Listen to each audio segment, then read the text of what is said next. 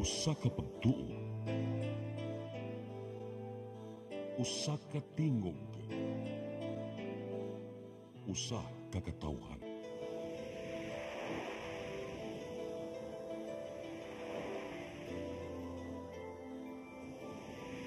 Cebu Catholic Television Network.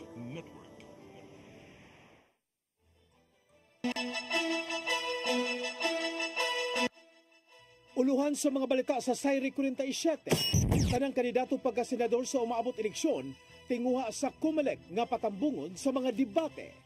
Ika 460 nga kapisahan ni Senyor Santo Niño gitak-upan pinaagi sa ritual sa hubog, tibogs, nakatala og laing pagbugwak og abo sa Kanaon Volcano sa Negros Oriental. Drug den sa bukiran sa lungsod sa Dalaget, girunda, tulo na dakpa. Sugbo, Kabisayan ug Mindanao, Pilipinas ug katawhan kutos maabot sa tong Sibya sa tibuok kalibutan mayong hapon. Live kita karon sa CCTN Channel 47 ug kini ang tulumanon sa nag-unang kasayuran nga angay natong masayran. Ako si Dennis Tabar. Tulumanon sa patas nga mga balita ug opinyon. Ako si Danica Caballes. Kini ang Sayri 47.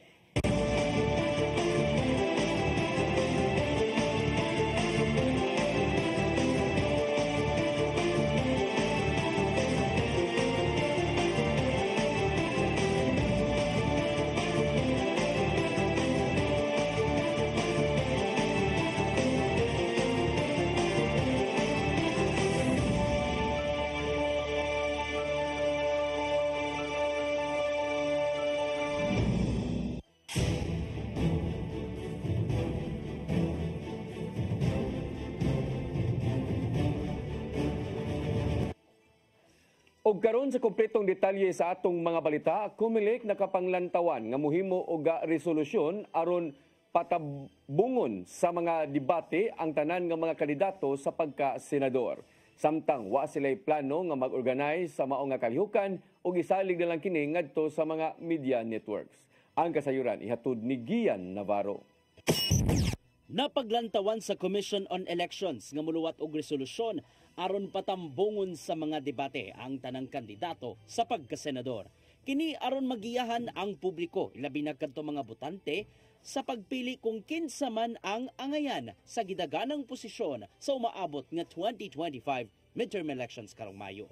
Nakita ni COMELEC Chairman George Erwin Garcia nga sa miaging eleksyon, adunay mga kandidato ang nagsalig lang sa pre-election surveys gikan sa managlahing firms. Gani, nag-una sila sa mong survey ug wala na sila nitambong sa mga debate bisan og gidapit na sa mismong nagpasiugda tungod kini sa posibilidad nga maapektuhan ang tsansang makadaog kuno galing patingugon na sa mga mahinungdanong issue sa katilingban atol sa debate. Sumapa ni Garcia nga kinahanglang mosunod ang mga kandidato sa lagda sa COMELEC sa higayong mo-endorse sila og senatorial debate. Dugang pa niya nga walay planong mopaygayon ng COMELEC og kaugalingong senatorial debate og isalig na lang kini sa mga media networks nga magpasiugda niini. Gumikan kay halos magdoble na kini og sukuhin na silang tahas kuno galing maghimo pa og kaugalingong debate.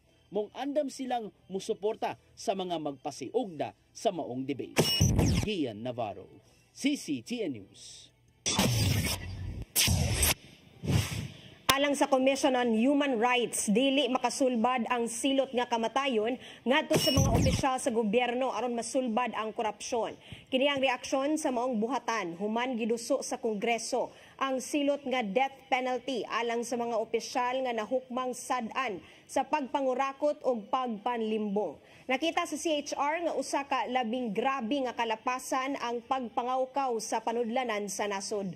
Maong nisugyot sila nga bag-uhon ang reforma sa paggobyerno ug maghimo og dugang pang mga lakang aron pakigbatukan ang korupsyon.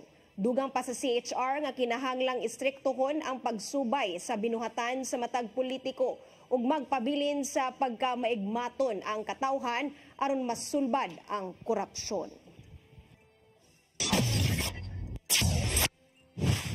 Ika-460 nga kapistahan ni Senyor Santo Niño gitak-op pinaagi sa ritual nga paghubo sa iyang imahin.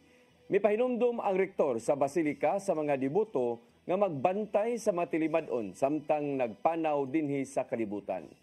Ang kasayuran ihatod ni Gian Navarro.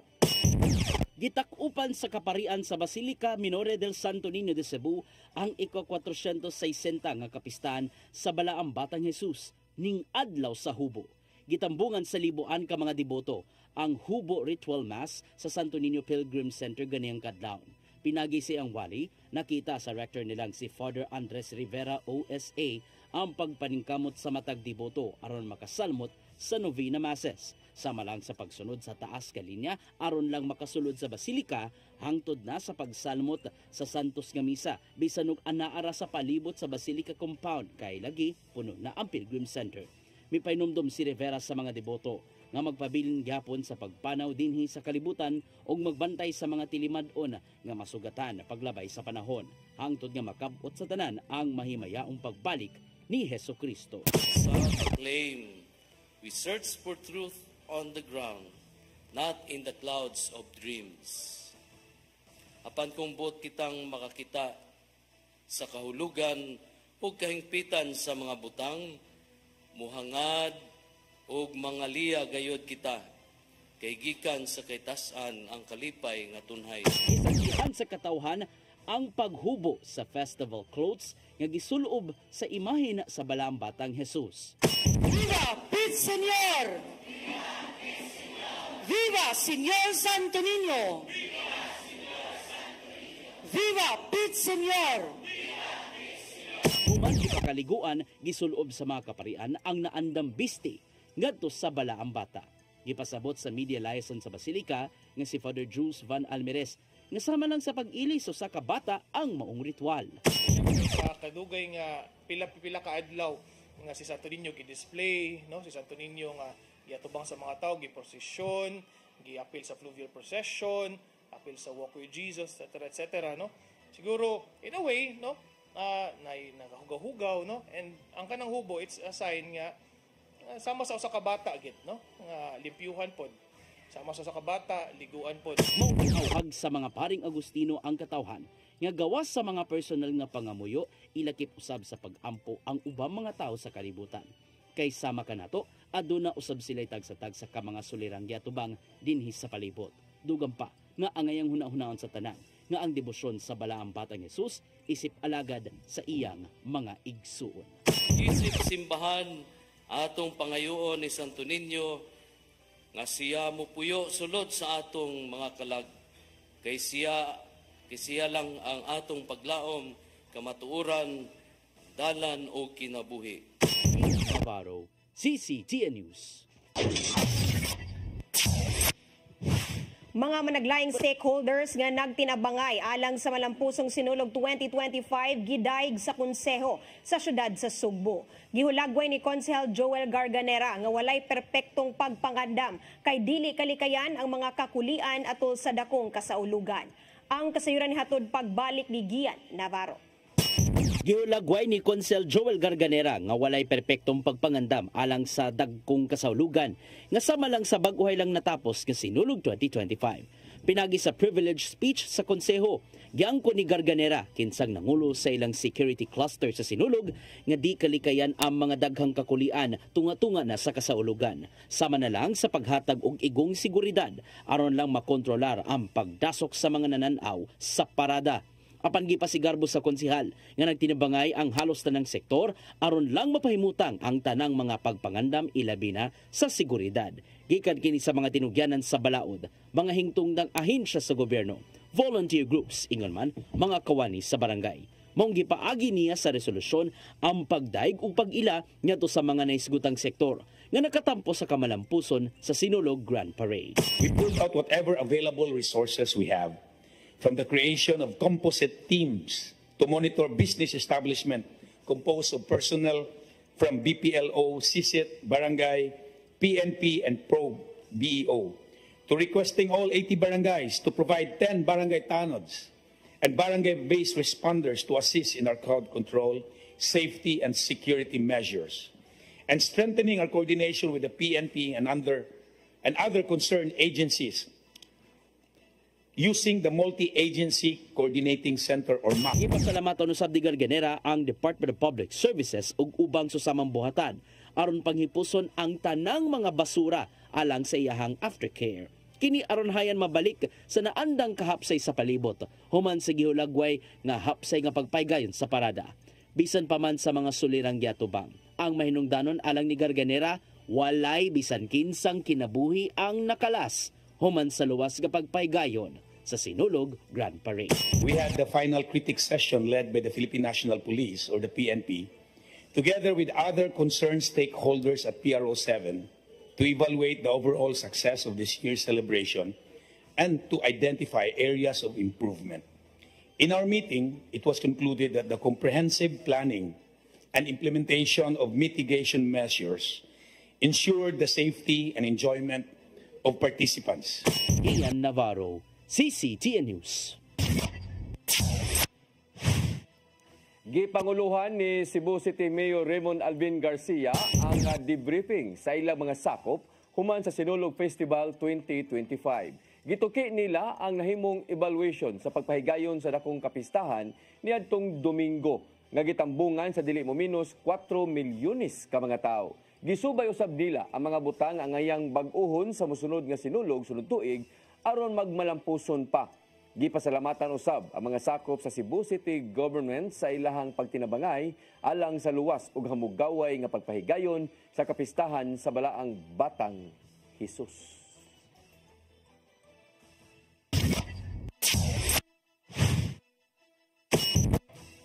Mosunod, Feebox nakatala og laing pagbugwak og abuso sa Canlaon Volcano sa Negros Oriental. Kana og daghan pa mga balita sa pagbalik sa Saire 47.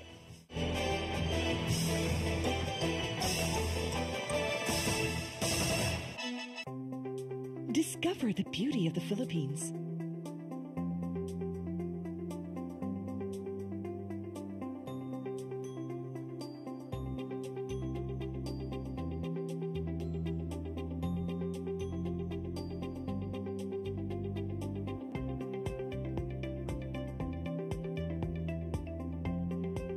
With Philippine Airlines, the country's flag carrier.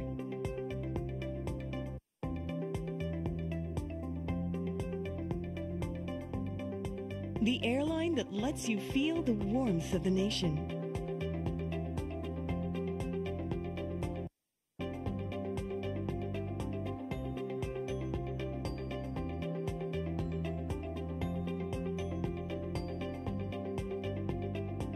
Mabuhay!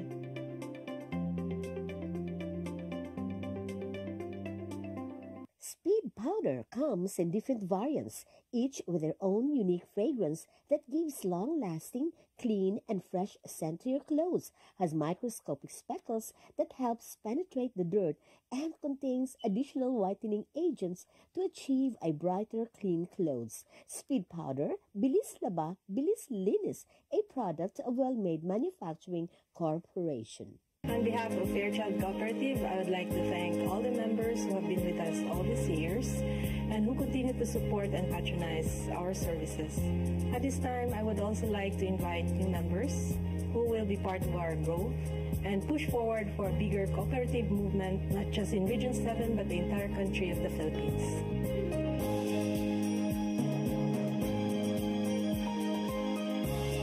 Fairchild Cooperative. Your cooperative, your community, your partner for life.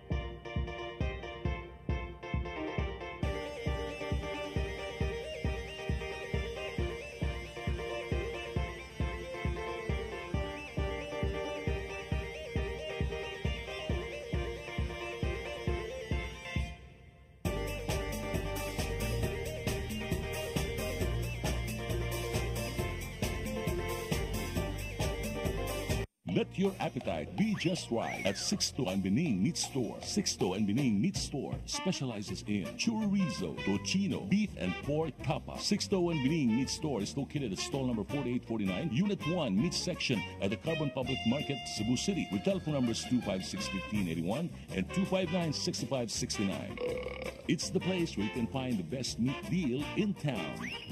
Buying your fresh meat at a low price? Come to Sixto and Bening Meat Store. In the heart of Cebu lies an ideal place for the people on the go. Uncle Tom's Cabin Hotel gives guests a convenience of quick and easy access to Cebu's business centers. Offers spacious rooms furnished with all the modern-day amenities. Uncle Tom's Cabin Hotel, located at MP Yap Street, Barangay Capital Site, Cebu City. For reservations, call 032-888-8667. Welcome to CCLEX, the future of toll bridges, where safety, convenience, and cutting-edge technology come together seamlessly.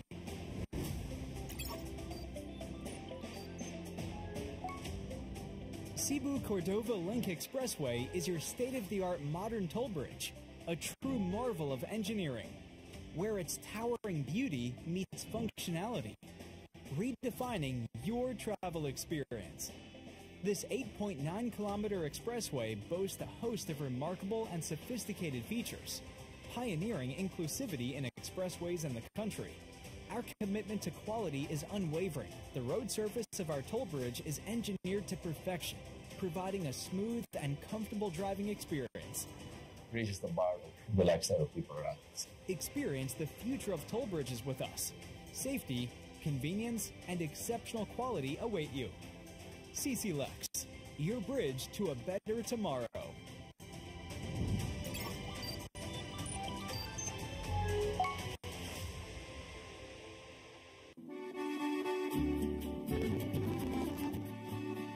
If you love the beautiful Italian furniture you are surrounded when you travel in Italy or anywhere in Europe, now you can find already in the Philippines with our different branches in Luzon, Visayas, and Mindanao from the multi-awarded Italian export furniture manufacturer based in Cebu. You can visit our showrooms in SM Limery, SM Lipa Batangas, Quimpo Boulevard, Davao City, SM Mindpro, Zamboanga, SM Seaside Cebu, Linkitcay, Cagayan de Oro, North Reclamation Cebu, Banilad Cebu, and other showrooms nationwide. You can have the best Italian quality designs and finishing of your dreams. Giardini del Sole. You will forget the price, but our quality will stay with you forever. Our Cebu Banilad showroom is located at Governor Cuenco Avenue, Barangay Gasambagan, Cebu City. The SM Seaside showroom, second floor, City Wings, SM Seaside, Cebu City. Visit our Facebook and Instagram pages for more information or visit our website at www.giardinifurniture.com. Giardini del Sole.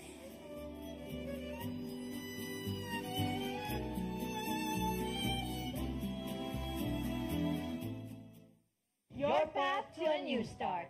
Nutrition, Exercise and elimination. water, Sunlight. temperance, Air.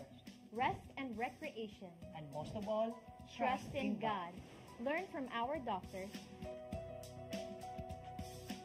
Be blessed by the testimonies of our overcomers. Ang inyong programa, Alang sa may sakit, walay sakit, ug dili ganahan magkasakit. OzoneMed Wellness Clinic News Start. Napapanood every Saturday, 8 to 9 a.m. Dinhilang sa CCTN Channel 47. New Start, OzoneMed Health and Wellness Talk. Bisitaha ang OzoneMed Wellness Clinic na himutang sa BPI Cebu Corporate Center, Luzon Avenue, corner Archbishop Reyes Avenue, Cebu City. Phil Products. Prepare to experience better with Phil Fiber. Two great services for one low price. Digital cable TV. Go digital and enjoy more than 100 channels. No additional charge on premium channels. Pure fiber internet, fast, consistent, and reliable. No data capping. Watch, surf, and save with Phil Fiber Bundle.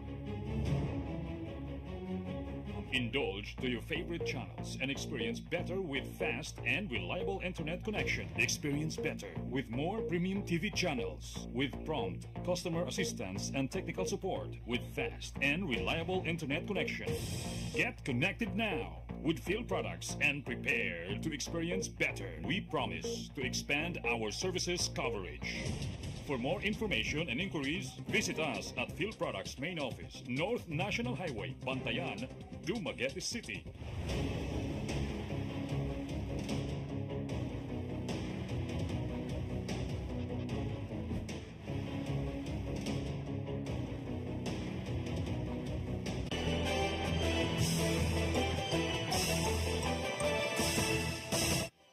Balik sa ato mga balita, Phivolcs nakatala og laing pagbugwak og abog sa gibantayang Canlaon Volcano dito sa Negros Oriental.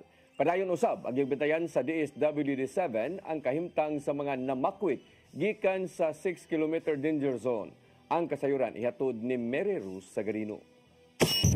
Natala usab sa Philippine Institute of Volcanology and Seismology ang laing pagbuga og mga abog kon ash emissions gikan sa baba sa bulkang Canlaon sa Negros Oriental. Matud sa Phivolcs Advisory nga nilanat kini og 36 minutos gikan alas 5:30 sa hapon hangtod alas 6:06 kagabi. Misangpot kini sa pagbuga og mga abog nga hangtod 200 metros ang gitas-on gikan sa crater sa bulkan o ganaa sa south ug west ang iyang direksyon. Samtang natala usab ang duha ka mga sagunson nga ash emissions ni atong Miyerkules sa buntag. Nagpabilin sa alert level 3 ang bulkang Canlaon sa Canlaon City. Din apektado ang pamuyo sa mga residente ubos sa 6 km danger zone. Aron mapangandaman, nagpadayon ang training sa Department of Social Welfare and Development 7 ngadto sa pipila ka mga camp personnel alang sa evacuation plan. Gipasabot nila ang mga camp personnel kung unsay buhaton sa higayong isa ka ngadto sa alert level 4 ang maong bulkan. Kini aron dali nang makaresponde ang quick response team ngadto sa mga maapektuhang residente. Gawas sa pagpanghatag og mga ayuda ngadto sa mga namakwit, gipaningkamutan sa DSWD-7 nga masiguro ang panlawas sa mga nagpuyo ilabi na kadtong mga bata.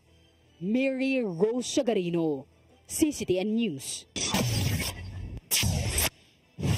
Pipila ka traffic enforcers sa syudad sa Mandawi i-deputize sa Land Transportation Office. Hatagan sila og otoridad sa pag-issue og temporary operator's permit. Ang kasayuran ni hatod pagbalik ni Mary Rose Sagarino. Dili mo minus sa 15 ka mga sakop sa Traffic Enforcement Agency of Mandawi kon team ang gikatakdang mo paubos sa training sa Land Transportation Office. Sila mo pailawom sa pagbansay aron makahibaw sa gikinahanglang capacity building seminar ug nasudnong balaod. Kini aron na sa umaabot nga pag-deputize sa Local Government Unit Traffic Enforcers aron suportahan ang LTO. Sa higayon nga ma-deputize kini mga traffic enforcers hatagan og otoridad sa pag-issue og temporary operator's permit subay sa mga regulasyon nga gilatid sa LTO. Nalipay kog dako kay kini siya dako ni nga it's a step nga makuan gyud nako ang law enforcement sa amua diri sa Mandawi, mas strengthen nako kay usa ni sa kanang pamaagi namo nga kanang makuan gyud namo makumpel gyud namo ang katong mga traffic violators no. Gilauman ni Rituya nga maminusan ang mga badlungon nga mga drivers sa higayon nga ma-deputize ang traffic enforcer sa LTO labi na nga mas dako ang ilang penalty. Kay kuan ba kay bao betang ang TOP is kuan man confiscation man na of driver's license no. Nya ang amua kay citation ra ang amua so kini tingali mas naan ni siya ngipon as compared sa amua. Then usa po ni siya sa pamaagi pud para makatong mga violators gyud nga kanang mga unsettled pa ilahang kuan ba ilahang mga traffic violations is it's a way nga kanang siguro magukod namo ba. Kung masakpan ang violator sa traffic enforcer, matud ni Rituya nga magdepende ang penalty sa kalapasan. Mahimong i-issue ang temporary operator's permit o bakaha ang traffic citation ticket lang sa team. Mary Rose Sagarino, CCTN News. Mga paagi sa pagkuha og mga datos tun-an pagbalik sa Philippine Statistics Authority dinhi sa Sugbo. Subay kini sa nahimong hagit sa Kapitolyo ngadto sa ilang buhatan nga himuong updated ang matag statistics nga makuha. Ang kasayuran ihatod ni Gian Navarro. Tun-an karon sa habig sa Philippine Statistics Authority Cebu ang ilahang mga paagi sa pagkuha og mga maynungdanong datos. Subay kini sinimong hangyo kang Gobernador Gwendolyn Garcia ngadto sa PSA 7 nga himong updated ang mga statistics nga gipanghimo. May namdamang wala na uyunan sa gobernador ang mga gipanghimo sa PSA nga matud pa dili pinasubay sa kasamtangang panahon ang mga nakuhang datos. Kini aron himong sumbanan sa ipatuma mga polisiya ug programa nga naninguhang mahatagan og tabang gikan sa gobyerno. Gani gipaluyuhan si Garcia sa pipila ka mga regional directors ug misugyot nga subayon pagbalik giunsa paghimo ang mga statistika sa matag kahimtang. Gipasabot ni Melchor Bautista, ang Chief Statistical Specialist sa PSA Cebu, nga subay nila ang mga methodologies sa ilang pagsukit-sukit. Kaya mo nang giandam sir ang 2025 work program. Hulier na siya nga work program to be submitted to the governor. Mitipid sa usabang habig sa PSA Cebu nga nakig-alayon sila sa matag LGU. Sa higayong mo pasiug na sila og mga census o ubang statistics nga ilang kwaon. Kini aron dili matingala ang mga residente sa higayong mo bisita sa ilang lugar ang mga gipang-deploy gikan sa PSA Cebu. Hinuon andam sila mosanong sa nahimong hagit sa Kapitolyo alang sa mas tukma ug sakto nga datos. Every program implementation, magsuwat gid mi sa mga mayor nga karon do na may activity nga gikandak sa inyong kalungsuran.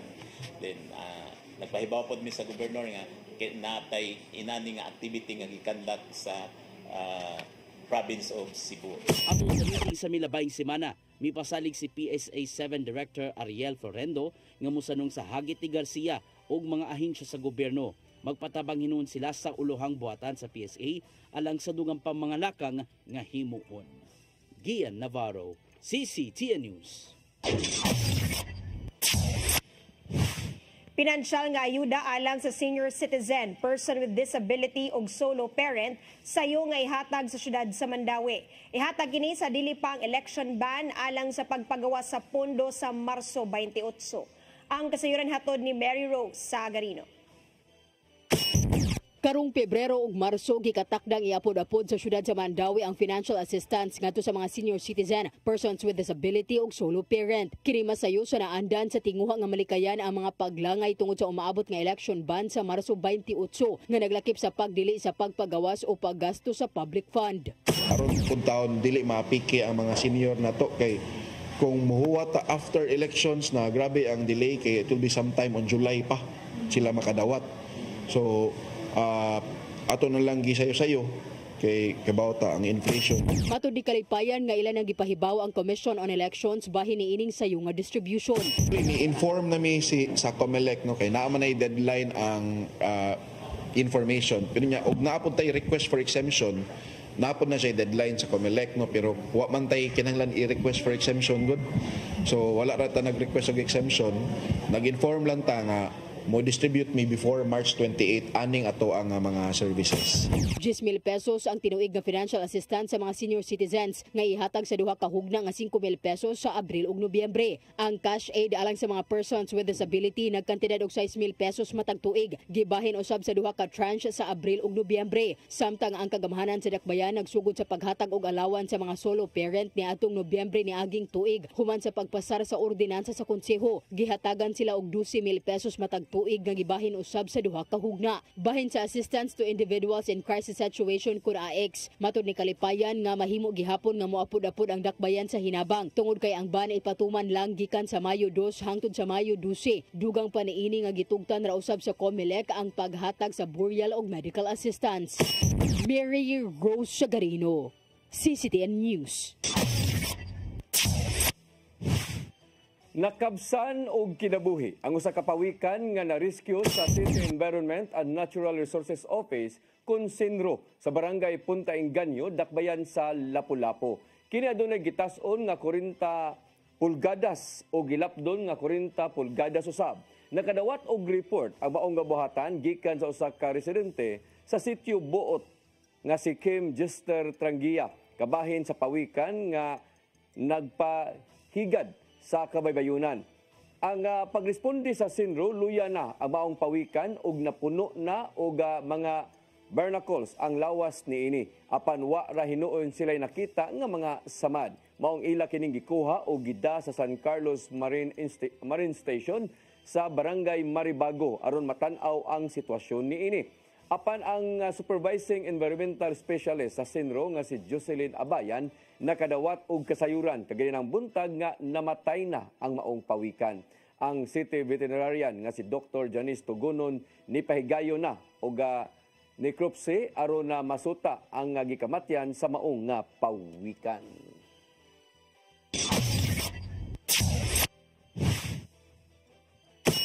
Musunod, drug den sa bukiran sa lungsod sa Dalagit, girunda tulo na dakpan.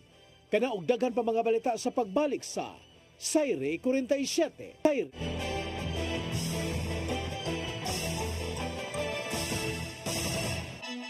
Speed powder comes in different variants, each with their own unique fragrance that gives long-lasting, clean, and fresh scent to your clothes, has microscopic speckles that helps penetrate the dirt, and contains additional whitening agents to achieve a brighter, clean clothes. Speed powder, Bilis Laba, Bilis Linis, a product of Well-Made Manufacturing Corporation.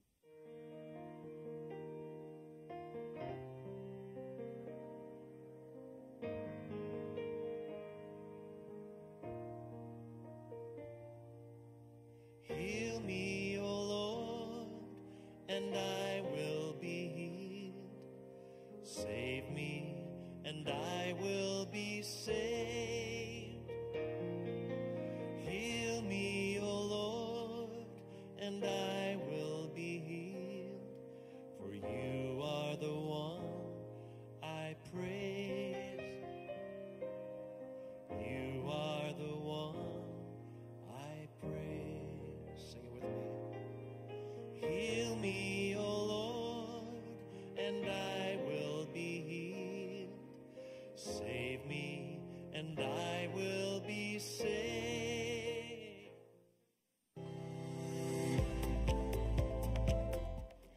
For your printing needs, come to Stitches and Wear. We print t-shirts, jackets, towels, caps, factory, office, and sports uniforms, bags, embroidery products, mugs, umbrella, and other giveaways. For inquiry, contact Samson Ochu, General Manager, care of Cebu Cube Ice Compound, M. Sinisa Street Extension, Kasuntingan, Mandawi City, Cebu. Telephone number 6332-268-0696 and 346-3358. Cell phone numbers 0916-9263-5216, 0922-890-3302, and 0917-631-3584. Or email us at stitchesandwear@yahoo.com, stitchesandwear@gmail.com, and samichu168@yahoo.com.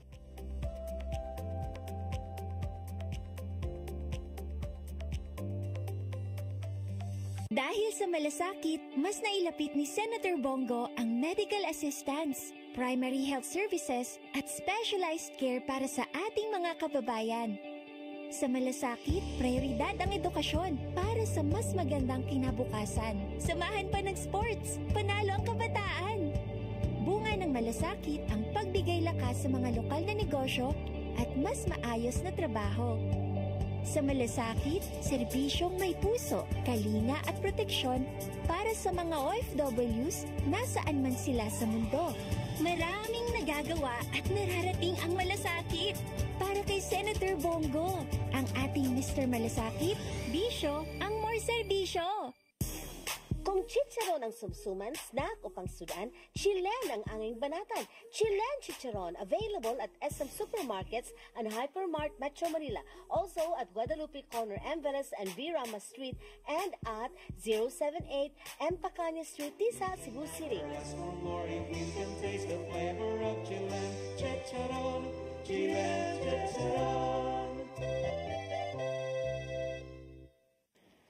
RAJ Laurente Construction and Development Philippines, General Contractor, General Building, General Engineering, Planning and Development, Electromechanical, and Consultants in Surveying and Mining.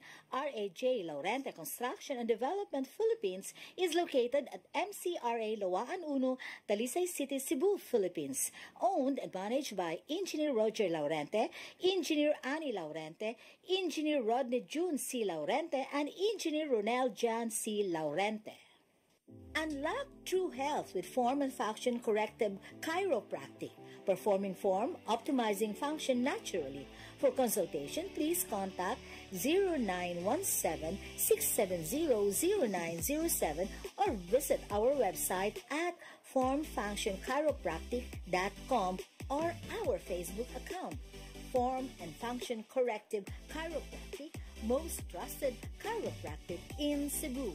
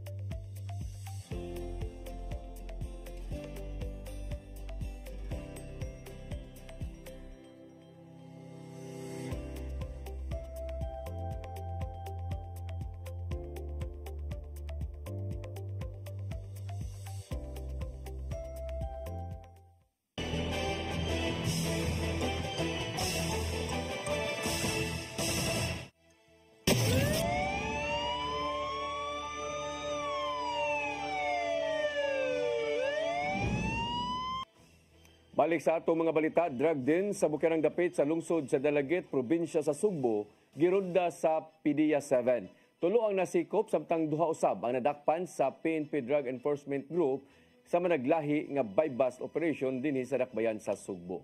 Ang kasayuran ihatod ni Arnold Bustamante. Drug den ganabutang sa barangay Kaliryuhan, Bukirang Dapit sa lungsod sa Dalaget, probinsya Sugbo ang gibungkag kini sa mga sakop sa PDEA Cebu Provincial Office, inabagan sa Dalaget Municipal Police Station alas 2 ganindang kadlawon nga may resulta sa pagkasikop sa tulo ka mga tao. Ang nadakpan gilang nga si alias Juanito nga may target sa bypass operation, 53 anyos, habal-habal driver ug alias Angelo, 33 anyos mag-uuma nga may drug den maintainer. Apil sa nadakpan ang sugo-sugoon ni Angelo nga si alias Margarita, 39 anyos usa ka vendor nga residente sa barangay Hulumainon sa lungsod sa Dalaget. Nasakmit sa mga operatiba ang 14 ka pakete sa gituong sabu nga motimbang sa 51 gramos nga dunay estimated average market value nga 346,800 bypass money ug ang mga drug paraphernalia. Ang mga nakuhang ebidensya gi-turnover kini ngadto sa PDEA Regional Office Laboratory alang sa himuon nga chemical analysis. Mato ni Lia Alcantara, Information Officer sa PDEA 7, nga duha ka semana nga gipaubos sa case build up ang mga drug den human makadawat og kasayuran ang PDEA gikan sa kasaligang tinubdan. Gingon makabaligya si alias Juanito og Jess katuna sa 50 gramos matag semana ug gisusipa kinsa ang ihang supplier. Samtang nga moabot ngadto sa dulan usa ka milyon ka pesos ka balor sa illegal nga drugas ang nasakmit sa madaglahi nga anti-illegal drug operation sa PNP Drug Enforcement Group sa Dakbayan sa Sugbo. Unang operasyon nitabo alas 9:58 gabi sa St. Jude Street, Sitio Camanse, barangay Mabulos sa siyudad sa Sugbo nga may resulta sa pagkasikop sa usa ka high-value individual. Ang napusasan gilang nga si Kevin Villasina Manigos alias Bintoy, 36 anyos, residente sa Caballos Compound, Barangay Guadalupe, sa Dakbayan sa Sugbo. Nakuha sa kapulisan ang mga pakete sa gituang sabu nga motimbang sa 56 gramos nga doon standard drug price nga 380,000 pesos ug usa ka motorsiklo. Pagka alas 3:37 sa buntag, laing high value individual na nasikop sa PIDEG sa sulod sa Tabuan Public Market, Barangay San Nicolas proper sa siyudad sa Sugbo. Ang suspitsado gilang nga si Ariel Somaylo alias Ayi, 29 anyos, usa ka habal-habal driver nga residente sa Sitio Plaza, Barangay Apas sa Dakbayan, Sugbo. Nakuhaan siya o mga pinuto sa kituang sabu nga motimbang sa 62 gramos. Gudon ni standard drug price nga 426,000 pesos. Gipaubos sa investigasyon ang duha ka mga drug personalities kung kinsa ang nagsupply kanila sa illegal nga drugas alang sa follow-up operation. Giandam na ang kasong karapasan Section 5 ug 11 Article 2 Republic Act 9165 nga ipasaka sa kapulisan batok sa mga mga suspitsado. Arnold Bustamante, CCTV News. Miulbo ang dakong sunog ngadto sa kabalayan sa Sitio Sewage, Barangay Paho, Dakbayan sa Lapu-Lapu, pasado 1:00 karong hapon. Dali kining girespondihan sa Lapu-Lapu City Fire District og Disaster and Rescue Team hangtod nga gisaka ngadto sa 5th alarm aron makatubag ang ubang fire station. Daling nakakatag ang kayo sa maong dapit tungod kay sagad sa mga panimalay ginama sa light materials. Milanat gyud og kapin usa ka oras ang maong sunog nga napaong kini pasado 3:00 sa hapon. Wala ray naangol ang maong sunog ug padayong gisusi ang hinungdan niini lakip na usab kung pila ka mga balay ang nasunog. Gisuta dayon ni Mayor Junior Nahong Chan kauban ng City Social Welfare and Development Office ang kahimtang sa mga nasunugan sa Sitio Sewage.